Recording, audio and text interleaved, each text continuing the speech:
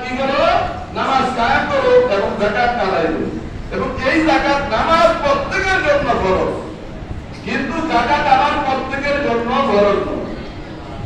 যাকাত তাদের উপর ফরজ দীর্ঘ 1 বছর তার পরিবার ছেলে মেয়ে নিয়ে চলার পর তার উদ্ধৃত আয়ের টাকার যাকাত দিবে, উদ্ধৃত আয়ের টাকার যাকাত দিবে।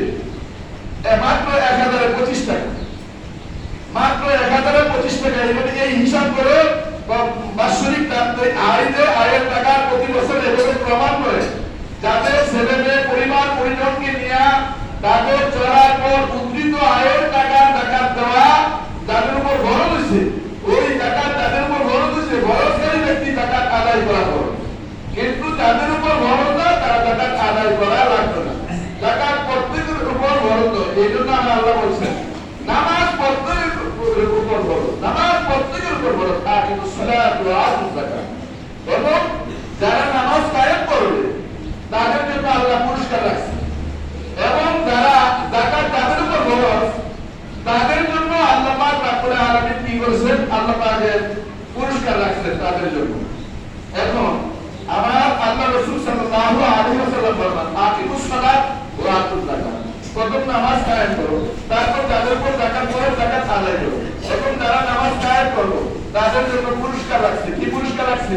আমার আল্লাহ হাদিস শরীফের মধ্যে আল্লাহ রাসূল সাল্লাল্লাহু আলাইহি ওয়াসাল্লাম ফরমান যেই ব্যক্তি 5 ওয়াক্ত নামাজ আদায় করবে আমার আল্লাহ পাক রব্বুল আলামিন 5 ওয়াক্ত নামাজ আমাদের উপর দিন রাত 24 ঘন্টার উপর ফরজ, আর বাকি আমরা যা পড়ি তা মনে করেন নফল নামাজ, নফল বলতে কি সবকিছু তাহাজ্জুদ পড়ি, আর আরবি পড়ি, ইশরাক পড়ি, সালাতুল তাস পড়ি, যত নামাজ পড়ি এগুলো আমাদের অতিরিক্ত, কিন্তু আল্লাহ 5 ওয়াক্ত নামাজ আমাদের উপর ফরজ করেছেন।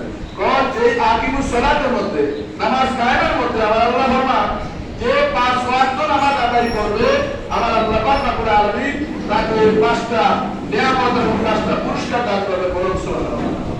এই 5টা পুরস্কারের মধ্যে 1 নাম্বার পুরস্কার হচ্ছে কি? 1 নাম্বার পুরস্কার হচ্ছে কি? আপনাদের আমাদের প্রত্যেকের মৃত্যু হবে, ঠিক না বেশি? দুর্লভ নাফসির দায়িকাতুল মাউত, প্রত্যেক মানুষ নয় প্রত্যেক প্রাণীরই মরণের স্বাদ গ্রহণ করতে হবে, মরণের স্বাদ গ্রহণ করতে হবে। এই মরণ থেকে আমরা কেউ বাঁচতে পারবো না।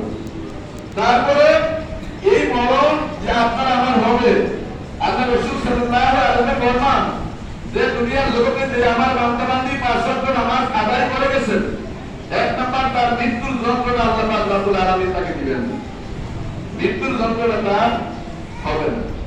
এরপরে আমার আল্লাহ পাক রব্বুল আলামিন বলেন 2 নাম্বার হচ্ছে আপনাকে যখন কবরে রাখা হবে, কবরে রাখা হবে, কবরে রাখলে মনে করেন কবরের মধ্যে এবং শান্তি, যেমন যদি মনে করেন দুনিয়ার কল্যাণকর করে যায় আল্লাহ পাক রব্বুল আলামিন কবরটাকে মনে করেন বেহেশতের কোণার করে দিবে, কবরটাকে বেহেশতের কোণার করে দিবে, কবর তার জন্য বেহেশতের বাগান হয়ে যাবে।